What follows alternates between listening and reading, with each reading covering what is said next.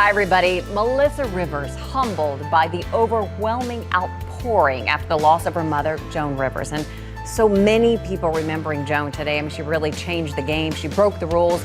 She made a career with her barbed-tongue wit, and yet there was this really beautiful, soft side to Joan, too. Yeah, there really was, and I love that everyone is celebrating her life. She wanted a big farewell, and I think she would have loved all this attention. She probably would want a little more attention, actually. And I talked to Melissa a couple days before Joan passed, and, you know, very emotional, but, you know, hanging in there, very strong, just like her mother. Absolutely, and that is exactly what we saw today, that strength. What's the outpouring been like? Unbelievable. How would I like to be remembered? That she was the funniest woman that ever lived. I feel like I knew her as a woman, as a mother, and as someone that I felt I could call a friend in some way. She gets all the respect, kind, funny, but just a ball buster, man. A hugely influential gal, and our thoughts are with her family. I can still take them with one hand behind my back.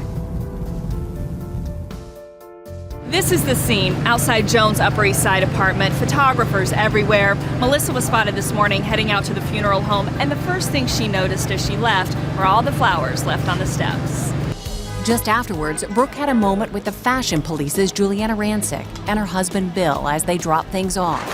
Then, at 11 a.m., Melissa was spotted going into the Frank E. Campbell Funeral Chapel, where Joan's body will remain until her memorial. The Joans Funeral will be held here at Temple Emmanuel, where Joan was a member, on Sunday at 11 a.m. Just listen to how Joan described how she wanted her funeral to be in her 2012 book, I Hate Everyone, Starting With Me.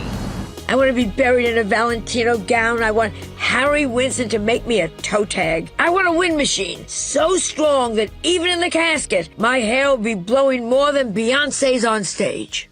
Grow old gracefully?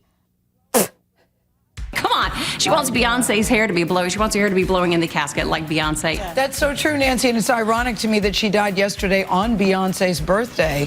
From CBS This Morning to headlines all around the world, Joan continues to be remembered. We've learned from the medical examiner's office that the autopsy on Joan's body has been completed, but further testing needs to be done to determine the exact cause of death. There are reports that Melissa is telling friends that her mother didn't have to die. Joan was given a clean bill of health prior to the procedure, and if it had happened in a hospital instead of at an outpatient clinic, her chances at survival could have been better because a hospital is better equipped for a patient who suddenly goes into cardiac arrest. While her mother was still in a coma, the unthinkable decision Melissa had to make was if and when she should take her mom off life support. David Kessler is a grief counselor whose services have been used by Elizabeth Taylor and Michael Landon.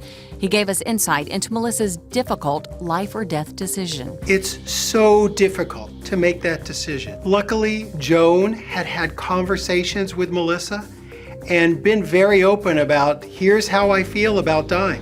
So I think in days to come, she's going to remember her mother with a lot of love. There'll be no guilt for Melissa.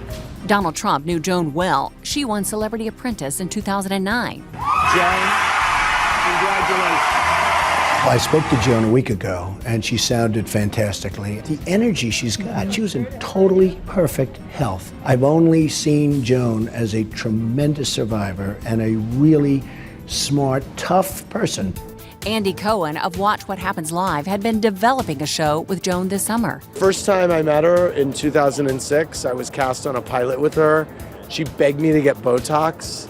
She just begged me. She kept saying, you gotta get Botox. And so I'm thinking about getting Botox in tribute to Joan, actually. I think she would love it. Joan's feud with The Tonight Show ended in February when, on his first show, Jimmy Fallon had Rivers on for the first time in 26 years. And Jimmy emotionally remembered that moment last night. She came out, and she came over to me, and she started crying and gave me a kiss. It was really emotional. At this age, I am my work. I am my work. And if you take that away, I am nothing. Anyways, we loved her. We will definitely miss her. Gosh, Joan Rivers, one of the greatest.